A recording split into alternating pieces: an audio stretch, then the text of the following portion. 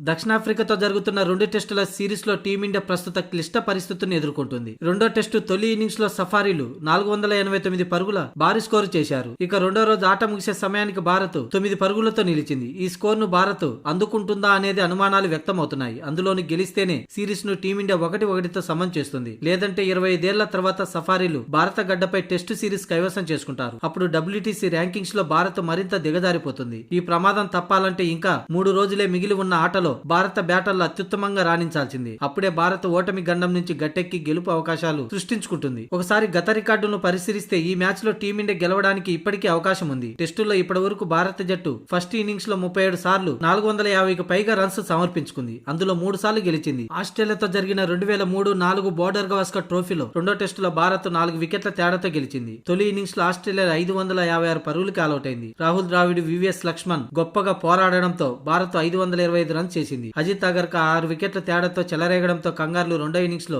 196కి all out అయ్యారు. దీంతో 230 పరుగుల లక్ష్యాన్ని టీమిండియా 6 వికెట్లు కోల్పోయి ఛేదించింది. ఇక 2010లో బెంగళూరులో జరిగిన మ్యాచ్ లో ఆసీస్ ఫస్ట్ ఇన్నింగ్స్ లో 478 పరుగులకి ఆలౌట్ అయింది. సచిన్ డబుల్ సెంచరీ, మురళీ విజయ్ సెంచరీలతో రాణించడంతో భారత్ 495 పరుగులు చేసింది. ఇక ఆ తర్వాత ఆస్ట్రేలియా 223 రన్స్ కు కుప్పకూలింది. 207 పరుగుల టార్గెట్ తో భారత్ 3 వికెట్లు కోల్పోయి లక్ష్యాన్ని ఛేదించింది. ఇక 2016లో ఇంగ్లాండ్ తో జరిగిన మ్యాచ్ లో ఫస్ట్ ఇన్నింగ్స్ లో భారత్ 477 పరుగులు సమర్పించుకుంది. అయితే ఆ మ్యాచ్ లో ఇన్నింగ్స్ 75 పరుగుల తేడాతో టీమిండియా గెలిచి సంచలనం సృష్టించింది. ఈ మ్యాచ్ లోనే కరుణ్ నాయర్ త్రిబుల్ సెంచరీ చేశాడు. అలాగే కేఎల్ రాహుల్ 199 పరుగులతో త్రుటిలో డబుల్ సెంచరీ మిస్ చేసుకున్నాడు. ఇలా గత రికార్డులు పరిశీలిస్తే మాత్రం ఇప్పుడు సౌత్ ఆఫ్రికాతో ఈ రెండో టెస్టులో టీమిండియా గెలిచే అవకాశాలు ఉన్నాయి. కానీ బ్యాట్స్మెన్లే 1.5 రోజులోపు స్కోర్ బోర్డుపై 500కు పైగా ఉంచగలిగితే ఆ తర్వాత రెండో ఇన్నింగ్స్ లో తక్కువ స్కోర్ ఆల్అౌట్ చేసి దాన్ని చేసే విధంగా టీమిండియా అడుగులు వేయాలి. అప్పుడు ఈ మ్యాచ్ గెలిచి సిరీస్ ను సమం చేయడమే కాకుండా WTC పాయింట్లలో కిందకి పడిపోకుండా కాపాడుకునే అవకాశం ఉంటుంది.